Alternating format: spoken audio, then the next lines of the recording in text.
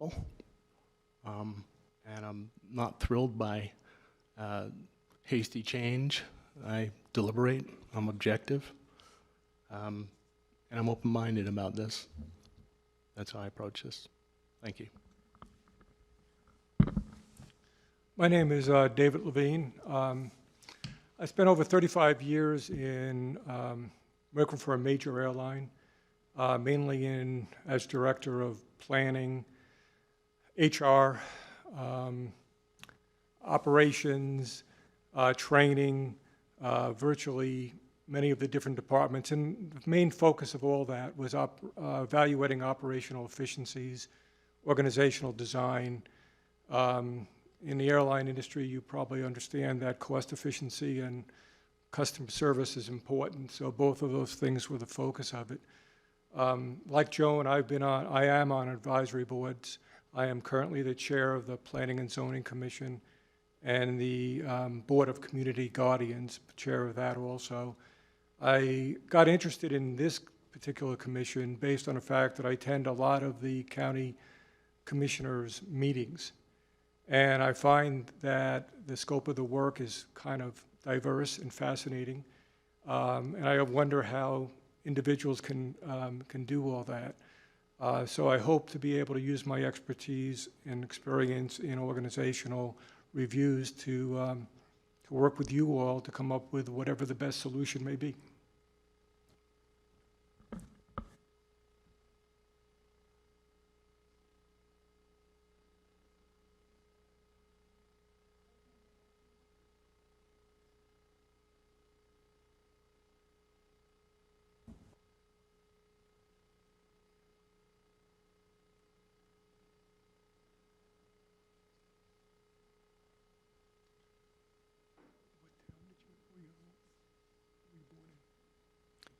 I'm Kurt Anderson, and I currently work in tech, work for a startup out of the San Francisco Bay Area.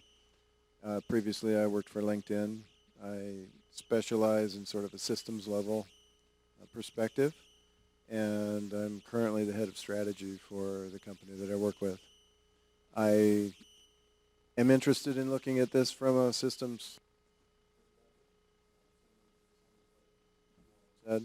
We moved here to Kootenai County from St. Louis about 24 years ago. My name is Bruce Mattare. I moved here with my family about 8 years ago, originally from the Washington, D.C. area.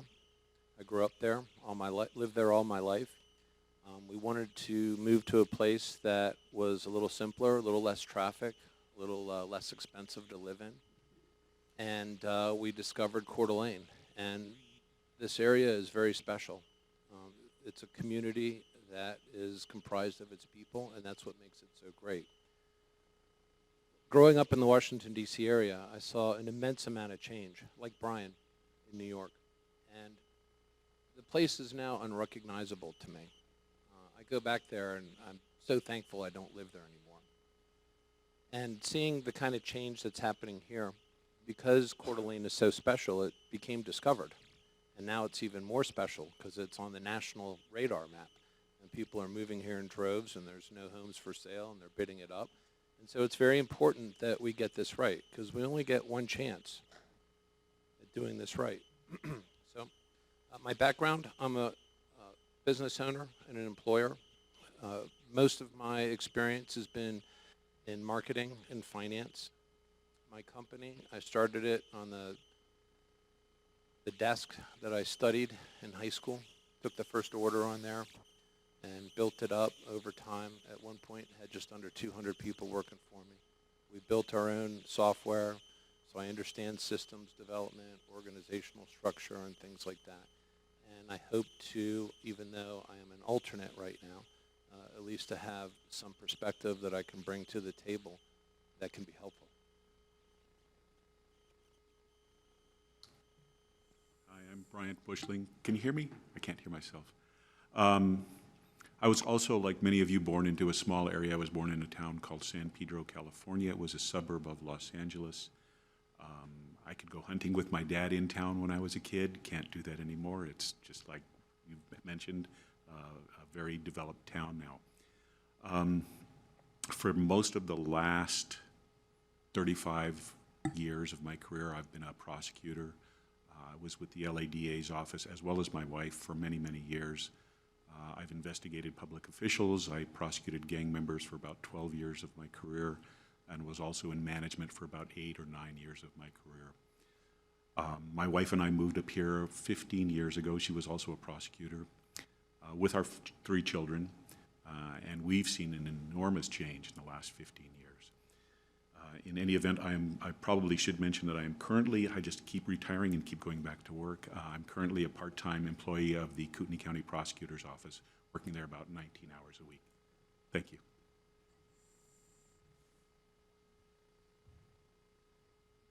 I'm Cheri, and my family history hails from Idaho. My great-grandmother and my grandmother and my father were all born in Idaho Falls. And my grandparents decided to travel to Alaska because of the homesteading. And you can probably hear me better now. Actually, I'm pretty good at projecting. I used to lecture, so I can actually increase the volume without the mic. But so I was actually born in Anchorage, Alaska. And so I was born in Alaska before it became a state. So it was still a territory. And because of the family history of Idaho, I've been to Idaho many, many, many times. And my grandmother and grandfather finally moved back to Idaho and retired, spent their final years in Salmon, Idaho. So I'm actually quite used to a lot of different aspects of Idaho. I'm also moved back here myself formally in '88. I am a retired family medicine physician, and I actually moved to Mullen, Idaho, and I practiced rural medicine for a year, and just decided that sucked, so I moved to Coeur d'Alene. In Coeur d'Alene, I set up my own solo practice, and so I did that for quite a few years. Joined a group after that for a little bit, and went ahead and retired from medicine into academics because I actually found a position at North Idaho College where I was able to teach anatomy and physiology and actually start their cadaver dissection program. My experience with Idaho since I've been here since '88 is a little bit more varied than some of yours. I remember when there was a stoplight in Wallace, Idaho on I-90, and when they took it out. I also remember the stacks at Bunker Hill when they actually took them down. And I remember there were only 2 lights in Coeur d'Alene when I first moved here. So I've seen a lot of changes, and I'm very interested in the future for Coeur d'Alene because of all the changes that I've seen. I currently live in a more rural location in the Kid Island Bay area and have been a little bit protected from some of the growth that has occurred in the rest of Coeur d'Alene. Would love to keep it that way, but no, I can't always have things the way I want them. I bring to this, I think, perspective of more of an Idahoan because of the family background and the things that I have seen change in the time that I've been here. Some of the things that are still real important, and I know this commission will look at many different things, but I really think that the environment here is truly important, and I'm hoping that whatever we decide with this commission, that it will do its best to protect the environment as well as the people and bring a lot of perspective to what growth can actually do to an area.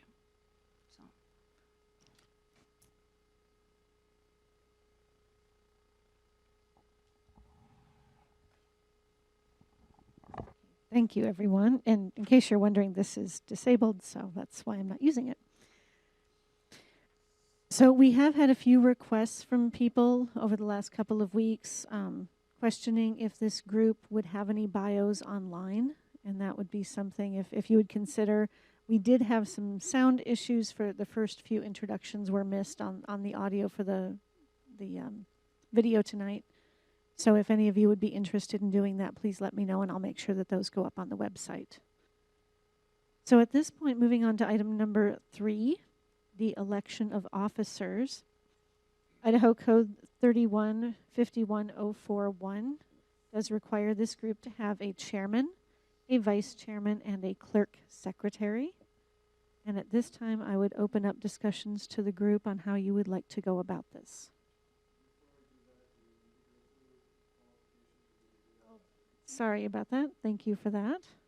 That's right, number 2.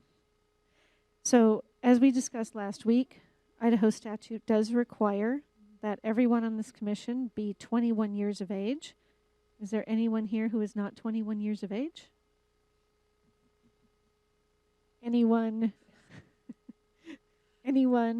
who has not lived in Kootenai County for at least 1 year?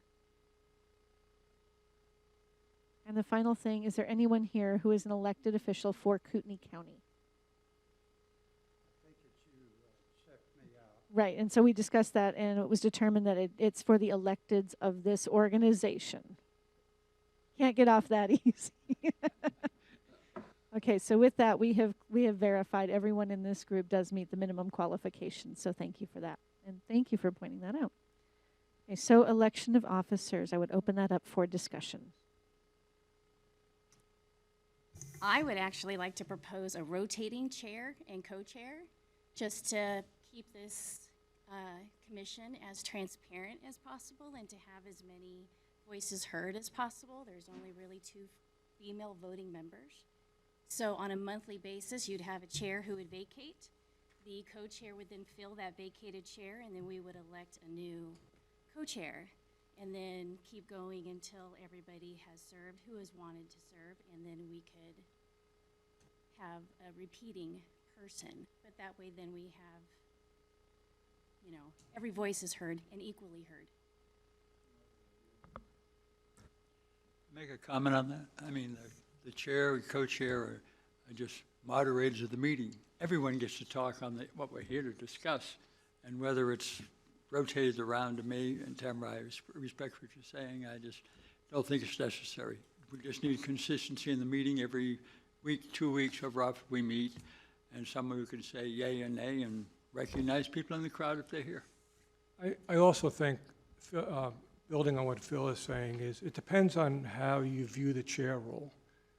If you view the chair role as a facilitator of the meeting, not of any agenda, just a facilitator of the meeting, that individual would make sure that the bylaws are an open meeting law, that the agenda items are posted, that the information is available prior to the meeting, subcommittees are developed, my concern with the rotating would be the continuity and the organization of it. Again, I view the chair role as an impartial member of the commission. Obviously, they vote. I mean, they would vote. But if you look at the experience of the chairs that I've seen on some of the advisory boards, the chair is really just simply votes at the last moment. And I'll use the Planning Commission as an example because I'm the chair of the Planning Commission. I basically do not have any comments about the agenda items at all. I just make sure that everyone is going around and being able to have an opportunity to speak in a respectful manner. Everybody's opinions are warranted and approved and accepted, and then after that, a decision is made.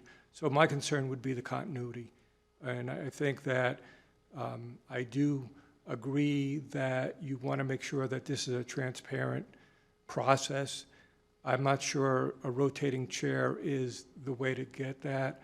I think that the way to get transparency is to be clear about the process we'll use, clear about how the public will be able to interface with us in workshop comments and all that. So my view would be to potentially just simply go with a chair and a vice chair. The good news is if any of the chair or the vice chair or even the secretary does not perform the functions the way the majority of us feel they should, there's always an opportunity to replace those individuals. So the chair and the vice chair and the secretary basically only operate with the approval of the majority of the commission members. I'm just trying to keep the public, I mean, this is a very contested, highly contested situation that we have here. And having a rotating chair or co-chair, whether that's monthly, bi-monthly, I mean, if we wanted to, shows the public that everybody is equally represented. I mean, you've got two versus everybody else here, that there's just, again, a perception that we want to, as a group, represent not a certain person, not a certain Right. agenda, and the best way to accomplish that is to have a rotating chair and co-chair instead of one person that's from a public perspective, because I've gone to many commissioners' meetings, planning and zoning meetings, that chair, from a public perspective, has the power. And whether that's correct or not correct, that is the perception. So if we have that rotating, then the public would actually have the viewpoint that this is as transparent and as a flat a structure as possible, that not one side is represented more than any other side, or power, whether that's realistic or true or not from the actual power position, that is the public's perception. I would tend to disagree in that if you look at Robert's Rules of Order, the chair, as David mentioned, is a facilitator. The chair does not speak. The chair does not address issues. If the chair wishes to address an issue, the chair must actually step aside, step out of the chair position in order to do so. The chair votes last. In a small group such as this, the chair is allowed to vote. In a larger group, the chair actually is not. So when you're looking at this, if you're looking for the power, the chair does not hold it. Everyone has a right to speak. Every member of this commission will have a right to speak. It's not the chair who actually is going to make that determination. I understand that, but I don't think the public understands that. And so if we're truly representing the public, maybe education should be entailed. However, talking to a lot of people from other meetings, not regarding this, but in other things that I was involved in, they do not have that understanding. And so it is clearly that the person sitting in the middle holds the gavel. And that's just the way it is. So whether we understand that to be the case or not, are we truly representing the public by just having that one person? That's my point. And equal votes for, the two female voting members, unless the other two, because you're an alternate as well, right, Joan? Unless the other two female voting members. It's just, it's kind of a good old boys network. So having equal female representation in that position can go a long way with the public persona or public perception of what we're doing here. The one thing you'll have to be concerned with is whether in this rotation that you're doing, the person who's picking up the chair picks up the obligations and responsibilities each time too. Correct. That will be difficult to maintain. I don't think so, though, because as you've outlined, the duties of the chair have to do with setting the agenda and facilitating the discussion. So that's much easier to hand off or rotate than something like the secretary's role, which is more in keeping track of all the paperwork and whatever comes in. So I think that it's workable. I'd propose that maybe we try it, and if it doesn't work out, then we can switch to a more traditional, stable chair or vice chair. So I had a question about your idea, and in reviewing the Idaho Code and documents germane to establishing the study commission or just commissions generally, the question arises in my mind is that permissible within the framework of Idaho law? I didn't see anything that said anything to the contrary. It just So said we must elect a chair, the co-chair, and the secretary, but not in any parameters for how that is actually. I just didn't see anything that jumped out at me. I could be incorrect that said you can have a rotating chair, vice chair. I saw there is a chair and a vice chair, and perhaps someone with background within the prosecutor, the office, legal office, can weigh in and give us their perspective. I understand that may not be forthcoming tonight, but I think you raise an interesting question. I just want to know if it's permissible within the framework of Idaho law, and perhaps we should solicit an opinion.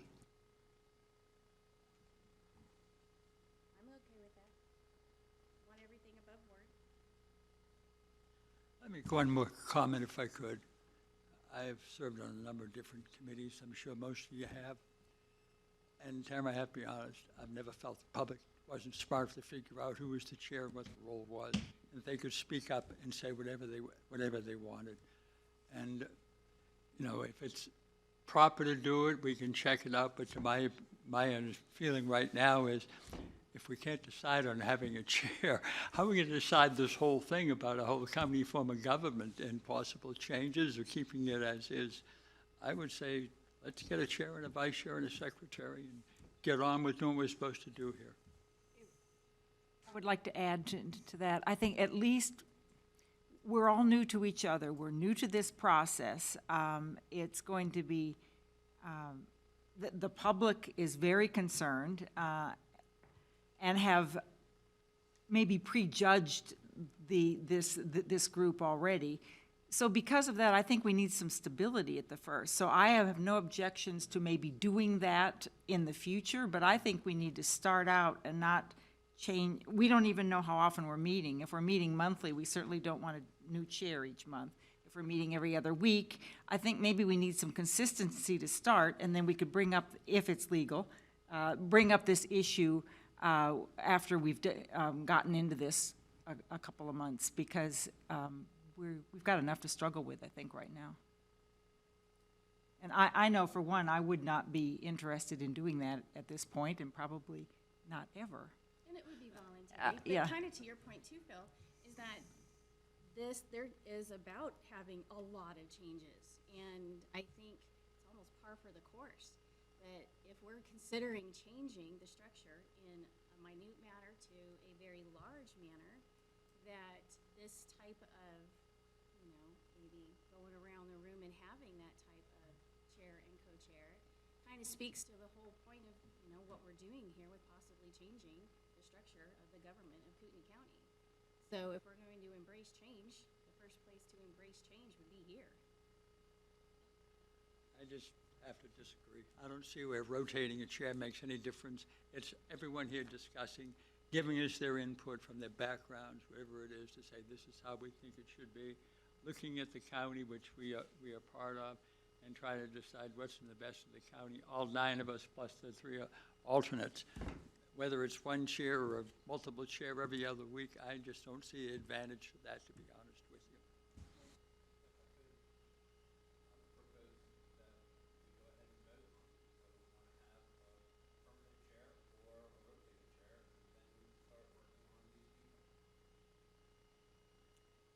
One question before we do so. Brian, are you satisfied? Do you feel we need a legal opinion?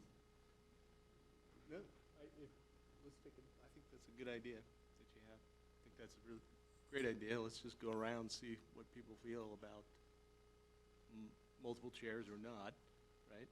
And if it's a not, then we can proceed to the next stage. I don't think we can take a secret ballot. Yeah, we can't. And you don't need, I don't think you need, I don't, I'm not sure you need a roll call for this. So just, how many, I mean, just, yeah. How many people support having a rotating chair on a monthly basis?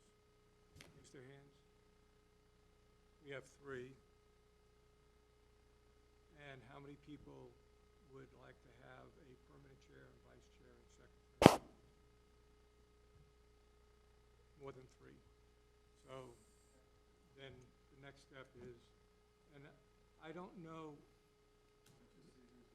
well, Nancy, did you want to bring up the issue of, since we don't have a bylaws, you were talking to me this afternoon when we first got here, we don't have bylaws, so therefore, can we actually have a permanent chair, and should we have an interim chair to develop bylaws that would then become a permanent chair? That was a question that was raised earlier today, is would there be any value in appointing an interim chair to this group until such time as bylaws could be written and adopted that would more clearly define the officers of the commission. And please make sure you pull your microphones closely when you speak. You know, I don't like to drag out process, but at the same time, that concept of an interim chair until the bylaws are established seems like a logical one, just because from what I recall out of Robert's Rules of Order, typically the bylaws are in place, and the bylaws set the structure for electing the chair, vice chair, and secretary. Here we're starting from a clean slate, so perhaps an interim governing group would be good until we have bylaws drafted. I'd like to make a comment too. I think that I like the idea of the interim and then the bylaws and then the formal chair process, but with the caveat that after a couple of months, we could revisit and see if we have changed our mind about whether or not to have a rotating chair. Because we might actually like it after a couple of months, doing something like that. Perhaps that's something that could be drafted into the bylaws, right? Or that concept at least discussed as part of the drafting of the bylaws. And with bylaws having it in there, then it becomes an acceptable alternative to, so you're kind of supporting the possibility that that is a possible alternative if the majority of the people agree.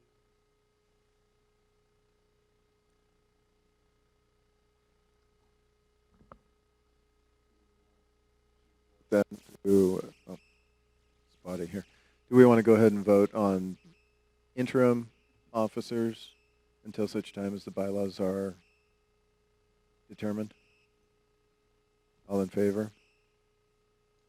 Yeah. Any opposed? Abstains? Kurt, I have a question. Those of us that are alternates, are we to vote? I think officially the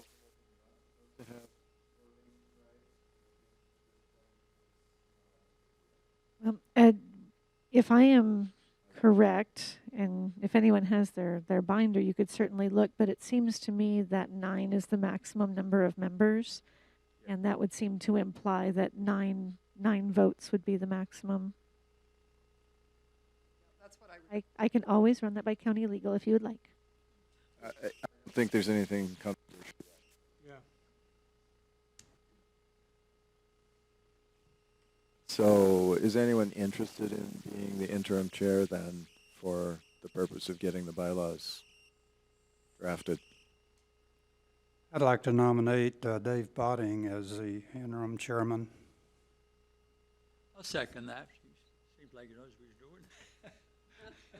All in favor of Dave Botting as the interim chair? Shouldn't we hold that? Yeah, I wanted to see if there's any other nominations or volunteers. I don't think we necessarily need to nominate each other. I think we can self-nominate.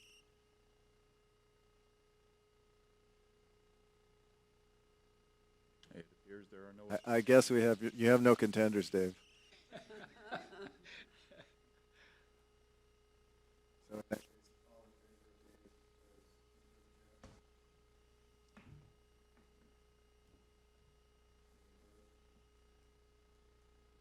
no hands. Okay. You're in charge now. I'm in charge now. You gotta fight. Yeah, you can call the rest of it here. Next item up is the selection of a vice chair. Any nominations, any volunteers? Kurt, you volunteering, Brian? Sure. Okay, we have 2 volunteers, Kurt Anderson, Brian Cleary. Anyone else? Call for a vote. All in favor of Kurt Anderson? I see 2. In favor of Brian Cleary? I see 4. Brian Cleary is the vice chair. Secretary Clerk, any volunteers, any nominations?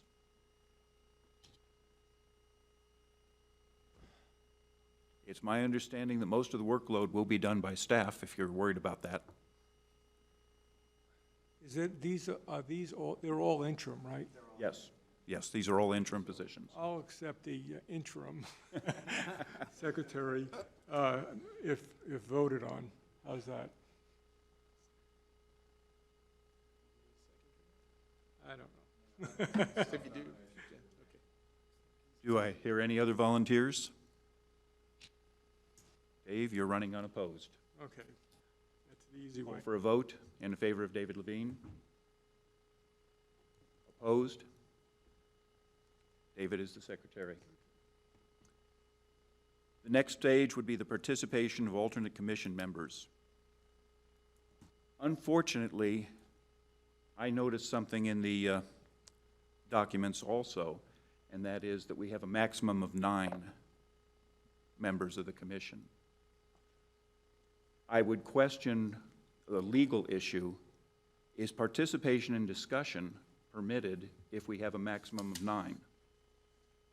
Or are the alternate commission members restricted to merely observing?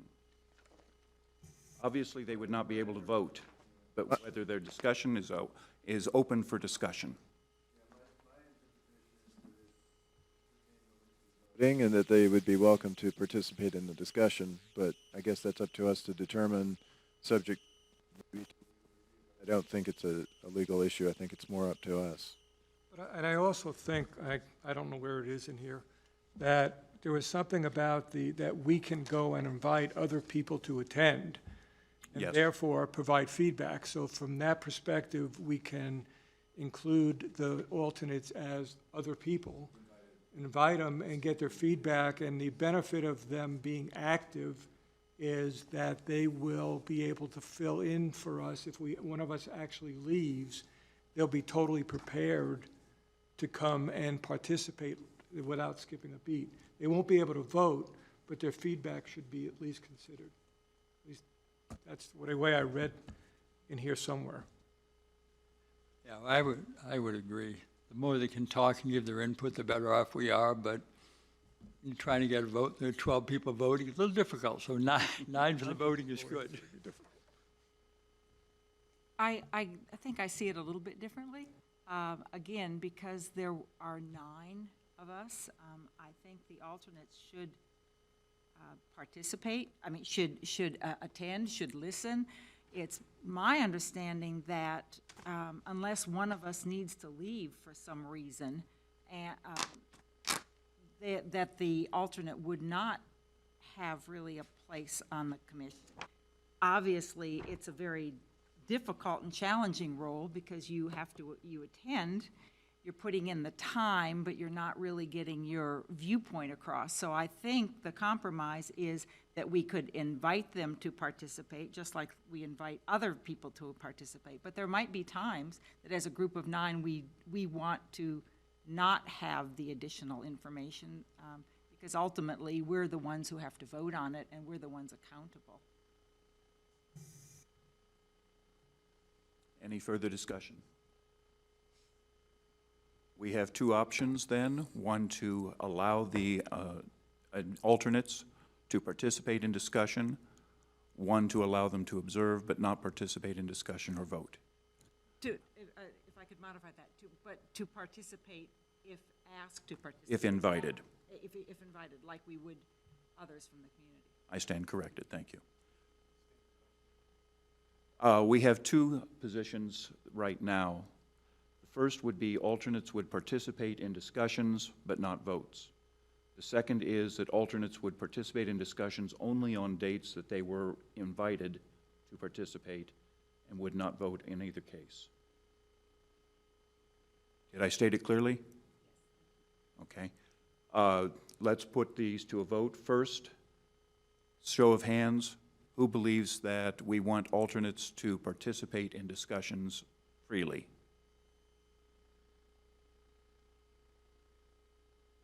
I have 6. That is a majority. Alternates will participate in discussions freely, but will not be free to vote. Acceptable to all? Okay. Meeting frequency, timing, and schedule. This is going to be an interesting one. If we look at the prior commission, they met every 2 weeks until January, then they started meeting weekly. I don't know exactly what caused the change, whether it was planned or whether they found themselves behind the 8 ball and they weren't able to keep up with the workload. Open for discussion.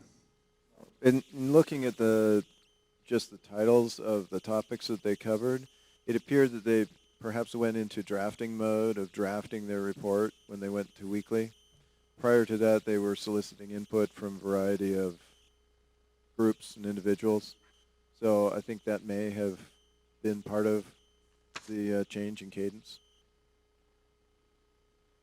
Yeah, I would think based on the volume and the different, just through the book alone, there are like 4 different types, including the current one we have here to kind of look at. And as the final report, we do have to compare, analyze benefits if we recommend something different. Why? I think we ought to start looking at twice a month, but set a time, like first Monday and third Monday or something. And 3 months from now, if things are really backing up, we can make an adjustment at that time. And I know you get close to November, there are elections going on. They don't affect the county itself, but there'll be a lot going on. So I think we need to kind of get as much done as we can early on. Any further discussion? I believe if I understood Phil, he's asking us to meet bi-weekly, once every 2 weeks.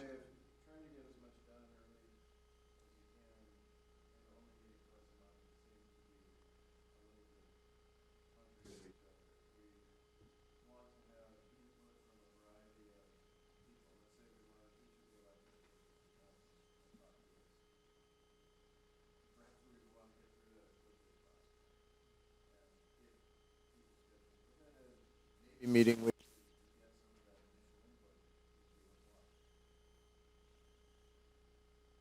but then again, on the other hand, we have to figure out our bylaws as well, so maybe we need to collecting lots of comment. The other thing that we may want to consider is on some of this stuff, and bylaws may be a good example, is a subcommittee to try to draft something instead of us sitting in a room writing bylaws. So maybe another way of looking at this is the meeting schedule, then other work will be done by subcommittees that will report out at the weekly or bi-weekly meeting. So it really, once we figure out the plan after the bylaws are written, I think obviously that must be our #1 priority. But then we could figure out if twice a month, I think your point is well taken, because we have a limit, a year. We have a limit to be able to come up with a recommendation, and so we have to probably think about that too. Right, and also how much do we want to do road shows or forums throughout the process to get more public input? So it's really, the plan will dictate the meeting's cadence. The question is, initially, what do we do? Is it once a week initially to get a plan, and then that plan will dictate whether it's once a week, twice a month, or whatever it would be? I don't disagree with you, David, but I believe we're straying from the agenda at this point. We are to be talking about the frequency, timing, and schedule according to the agenda. The purpose of those meetings right now is off the agenda, and therefore we cannot consider it an action item. Well, except as it informs our choice of cadence. I agree with that. I'm just saying we can't be looking at what our schedule is for the next meeting to determine whether this is going to be the meeting we're going to start bylaws or not, because unfortunately that wasn't put on our agenda, and we cannot have anything but a discussion item added. We cannot have an action item added after. Right, yeah, no, understood. So I'm also curious as to how we come up with the agenda. I didn't realize that's a diversion right now, but sometime we're going to have to figure out how we get the items for the next agenda assembled. I don't disagree. Let's add a discussion item 7, which we will not have an action on, to discuss how we will deal with agendas. Is that agreeable with everyone? Yeah. Is that permissible, Nancy? We can do that. You would want to do a motion to add that to the agenda. Okay, I so move that. Did you get enough detail on it? Can I just do that abbreviated version? Okay. That's right. Unanimous. Do we have a second? We have a second from Kristen. Call for a vote. Looks like we have a majority. We will add that item. Back to number 5, I'm sorry, meeting frequency, timing, and schedule. So- We have a biweekly and a weekly initial schedule proposed. We do have a significant workload. We would have to wait for our next meeting to determine what that workload is, so we can put it on the agenda and make it an action item. But with that in mind, all those in favor, unless there's further discussion, I'm sorry. Well, I was going to suggest that if we go to biweekly, then 2 weeks from now is Memorial Day, which is going to be a problem. However, obviously we don't necessarily need to meet Mondays at 5 p.m. I think it's easier on everybody if we have a fixed schedule and can kind of stick to something rather than bouncing around the calendar. So I'd like to suggest that we try to come up with a fixed schedule, whether it's every other week or weekly. We can figure that out based on the workload. I don't disagree. I'm looking first at frequency. Should we be meeting biweekly or weekly? Second, the timing of those meetings. And third, the schedule itself. So if that's agreeable with you in the concept of the frequency, how many people would like to meet weekly initially until we get our feet on the ground? We have 6. That is a majority. We will have weekly meetings. Timing. Is 5 p.m. good for people, or would we have a different time? Is 2 hours acceptable, or is a different length preferred? I would also like, in that idea of the schedule, of the timing, to look at, is there anyone here who has problem with Monday evenings? Is Tuesday evening, Wednesday evening, Thursday evening better? I see no issues. Yes, Bruce.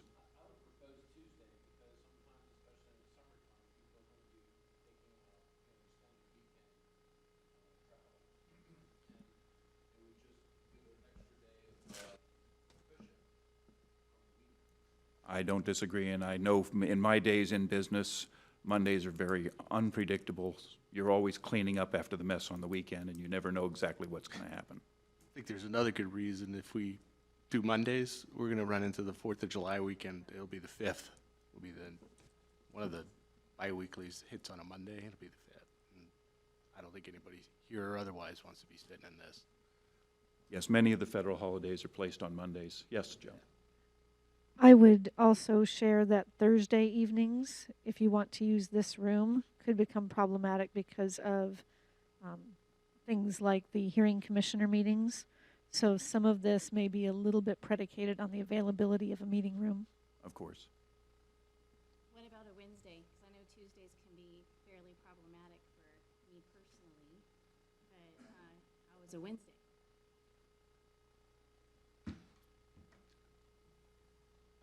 Nancy, is there any particular night that is not a problem?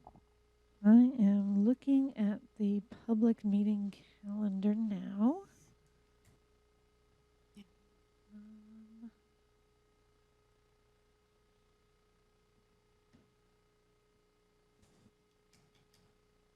Wednesdays do appear to be better than average.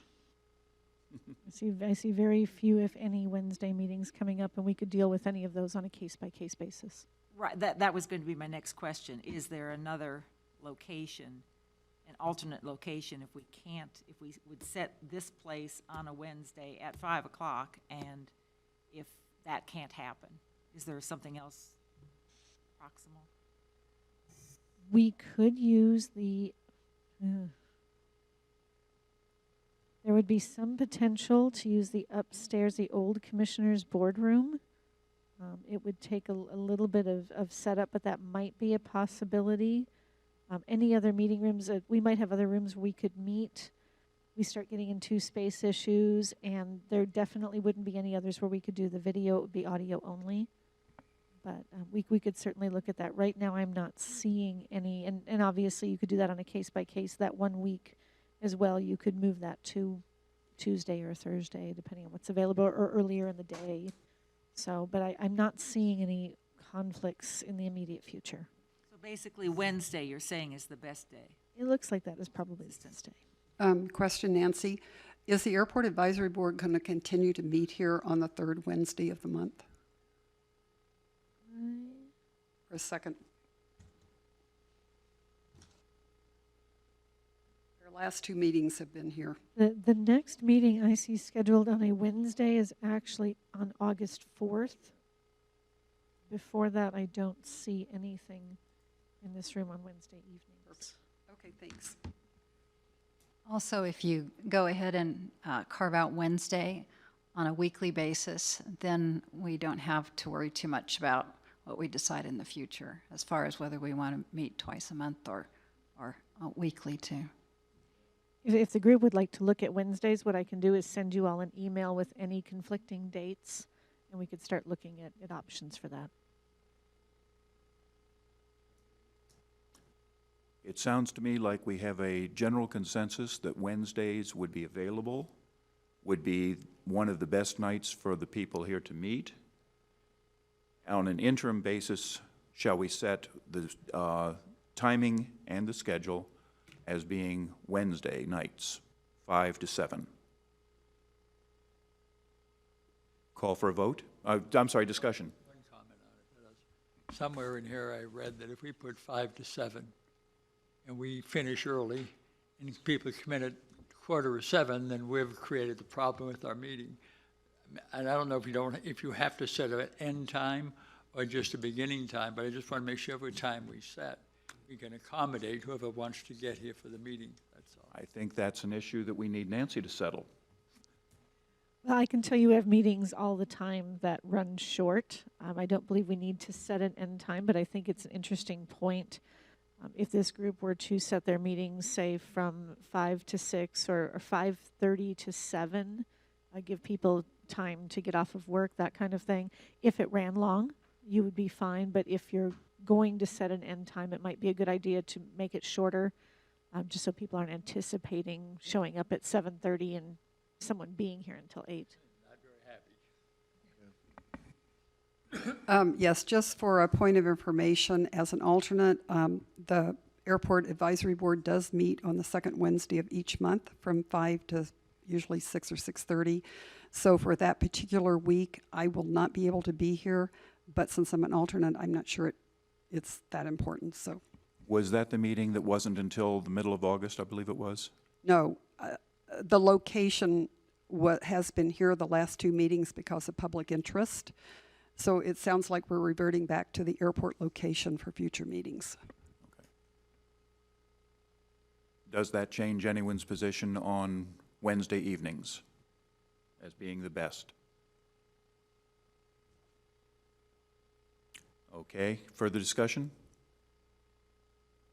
Call for a vote, Wednesday evenings. Let me rephrase that, discussion reopen, I please. Duration.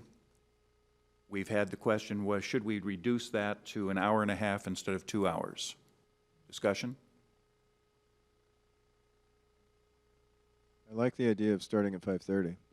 That would make things a little bit easier to get here. And then how long we book the meeting for, I think we can determine that based on the content.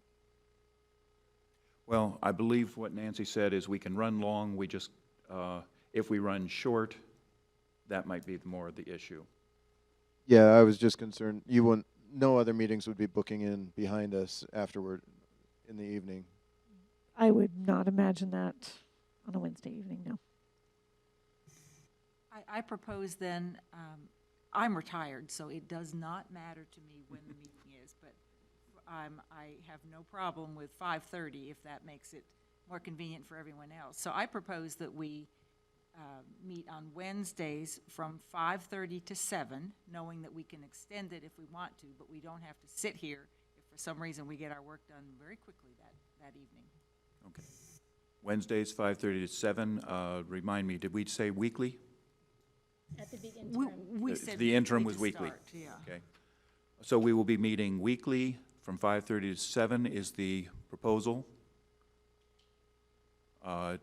Show of hands in favor? And if I could clarify, I'm assuming that would not be starting this Wednesday? or is it? Given the fact that's 2 days away, I don't think it would gain anything by Wednesday. I hope not because of insufficient notice. Okay, good.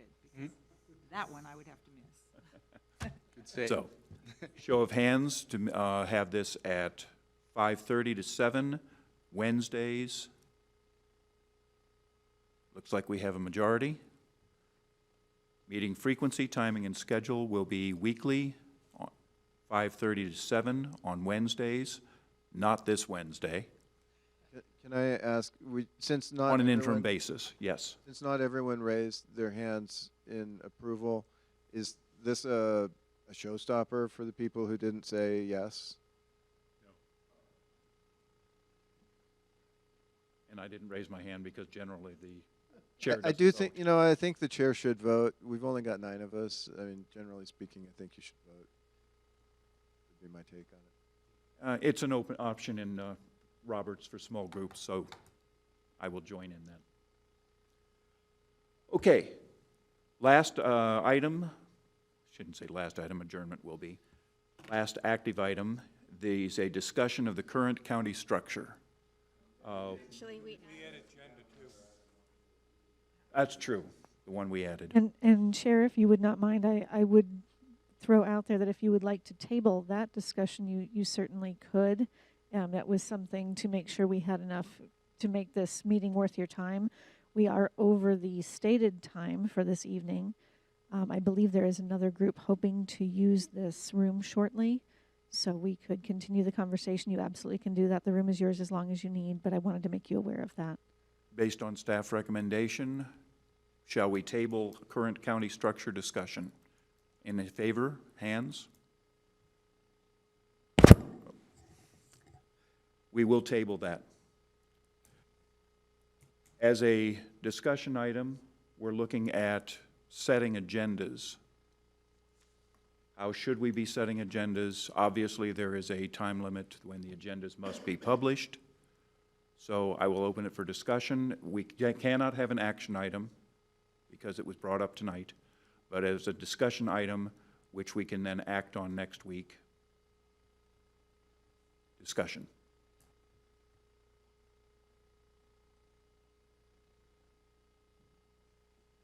Okay, go ahead, Phil. Why don't we just take that Wednesday off and we'll figure something out? I feel like, we ought to kind of, before we get too far into possible changes, what do we have? Let's kind of discuss the current form. I know we all know there's 3 commissioners and 6 elected people, but what do they do? How do they interact? And kind of understand what's going on right now before we decide if we need to. Yeah, I think so. Yeah, put that on the agenda for next week, for the next meeting. Yeah, put it on the agenda. As a tabled item, we would be bringing it forward next week for Anyway, discussion, so. All right, We were talking about what process we want to use to collect that, not what I understand. One way we can consider it is multiple ways of putting things on the agenda. One is obviously when we meet, we could decide we want to have agenda item for the next meeting. So that would be, a second could be any one of us have, depending on the bylaws, any one of us has the right to go and put something on the agenda if the chair agrees, basically, on that. So we would go and, anybody throughout the week can go and send a note to Dave saying, I'd like to put this on the agenda if it meets the notice time and all that. So the process may be, we decided at our meeting for what our agendas will be in the future, and if something comes up in the interim, you could go and send a note to the chair asking for consideration that another agenda item be put on. I would add, given that the schedule's weekly, I think Yeah. it's almost, by the time we're out of the weekly meeting, the agenda's got to be out. So Yeah, you really have to exactly. have the discussion at the meeting about what the next agenda will be. Otherwise, you're going to be out of time. So, Yes, as a time frame, agendas must be published by Friday. We're meeting Wednesdays, so there isn't a lot of free time between those two. One thing that might be helpful is the secretary note as you're moving through the discussion items in a meeting, what might be appropriate for an action item, and then move that to the next week's agenda. And what we would do is just at the end of the meeting, summarize that next week we're going to be concentrating on these things, and then whatever documents are needed to support that discussion, staff and the secretary can work on making sure the documents are ready for prime time. Well, I'm also thinking along the lines of if we want to get some group or some individual to come and talk with us, we probably need, out of consideration for them, as well as our own schedule, we should probably try to map some of that out and to be able to get onto their calendars and make sure that they can come and talk to us so that we can get the input we want, especially when it comes to public forums or whatever we want to call them, scheduling them well in advance so that it can be noticed out through the newspaper is probably advisable. I think it's absolutely needed. And part of this discussion, I think, since we're meeting weekly, that's cycling of things. I think eventually we may want to change it, but I think to get going, it's important. And what we should be thinking about now, perhaps, is who is it that this commission may want to reach out to bring in? And I may not be doing this in the proper form. However, I would suggest that maybe at the next meeting that be an agenda item about people coming in with ideas for discussion about who would be decent candidates to hear from. And so each member of this study commission perhaps come locked and loaded with ideas for discussion on that subject. I'd also suggest that when we think about this calendar, while not perhaps appropriate to do so within the structure of it tonight, we also come prepared to think in terms of our deadline backwards. We got to move back, and then that blends into that discussion about who we want to come in and perhaps, provide testimony from their perspective on county government, what works in other places. When we understand who those people are that we maybe want to identify and have come, we can work that into the reverse calendar, working backwards to where we're starting.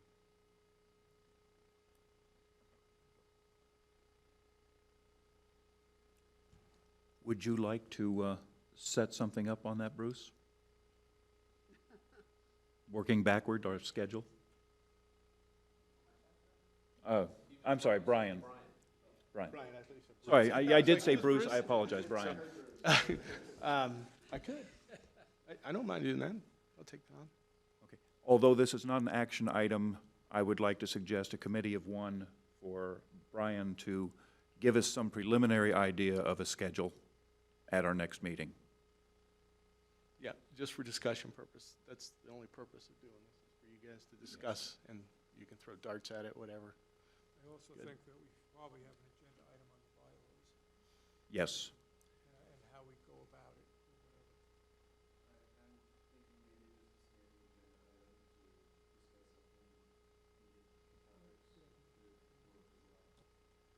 What I've heard here recently is that some of the things that we want to put on an agenda on a regular basis, shouldn't say regular basis, on the agenda, at least for next week, would be our anticipated schedule, discussion of and development of bylaws,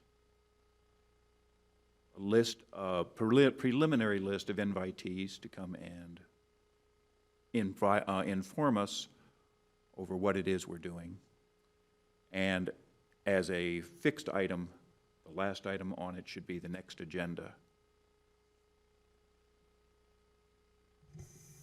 Dave, on the invitees, I couldn't quite hear everything that Brian said. That means all of us are bringing the possibility of people that we want to have speak to us. I would suggest that a list of the people you believe would be beneficial to come speak to us and the reason you think they would be beneficial. Any further discussion, any dispute of that? Okay. With that, have we run out of discussion items? I have one other question for the group, if I could. In designing the agenda, do you wish for your next meeting to have public comment? I think we're a little early for public comment. We don't have anything really for people to look at and comment on. unless somebody else here disagrees.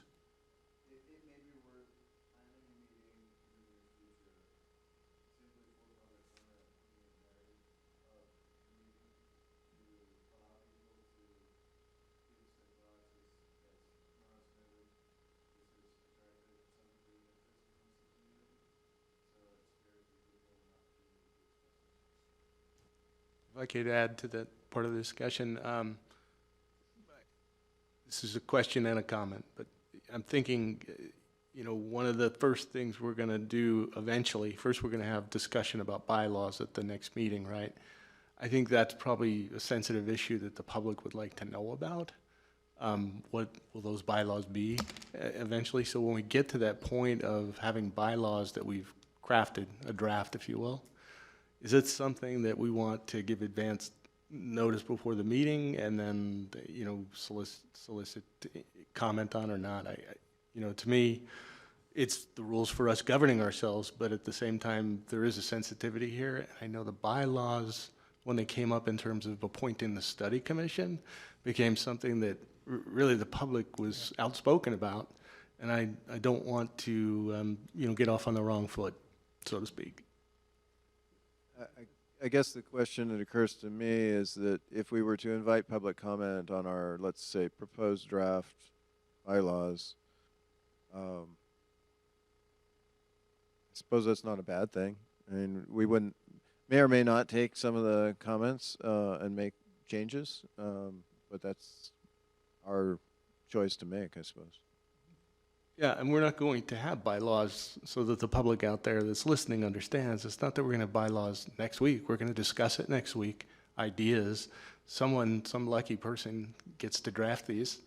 At some point that gets into a draft writing that then is somehow posted and the public can look at, I think, is probably a good idea. But, my mind's open on it. I just know that there's been tension in the past. I'm thinking that getting public comment just on the study commission, on the alternate forms of government as a topic, as opposed to how we're going to conduct ourselves, may be worthwhile. I went too specific, I'm sorry. Yeah, I actually think having comments on the bylaws is a good thing, only because it's a process thing. And the more transparent of how we're going to be doing things we can be, the better off we are. And even though there may be comments we do or do not agree with or implement, just to make sure they understand how we're going to operate, I think will go a long way, because the credibility of this commission will be based on whatever trust we build over time. And the way you build trust is to basically provide opportunities for the public to speak, listen to them, when appropriate, use their comments to influence what we do, and deliver what we say we're going to do when we do it. And I think that another topic for another day will be communications that we could talk about. Do we need a website and all that other things to keep this stuff out in front of people? We actually do have a web page. Okay. We have a web page? Thank you to the county IT. Okay. Did not know that.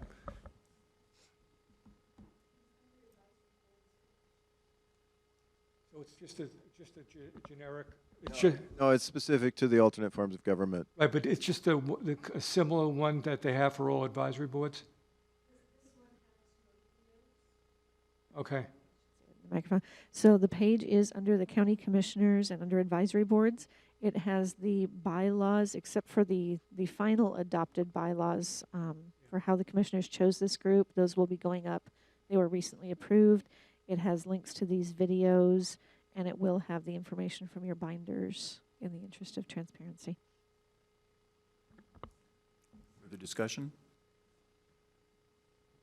So Dave, are you proposing that we have public comment in the creation or the drafting of the bylaws, or public comment after it's drafted and then we go to final approval? Yeah, it's after. I think what experience says is that giving the public an opportunity to see something, to comment on, is more productive than to have them comment on theoretical stuff. So yes, we would draft it. We would all come to an agreement of what we think it looks like. We would send it out on our website and say, okay, on this particular workshop, we're going to be asking for public comments. And then based on that, we could adjust the bylaws and then vote on the bylaws and hope, we get, what, 5 people or something to agree. Right, right. Further discussion? If there's no further discussion, do I have a motion for adjournment? We have a motion to adjourn, several. Do we have a second? And we have several of those as well. Vote for adjourn. We are adjourned.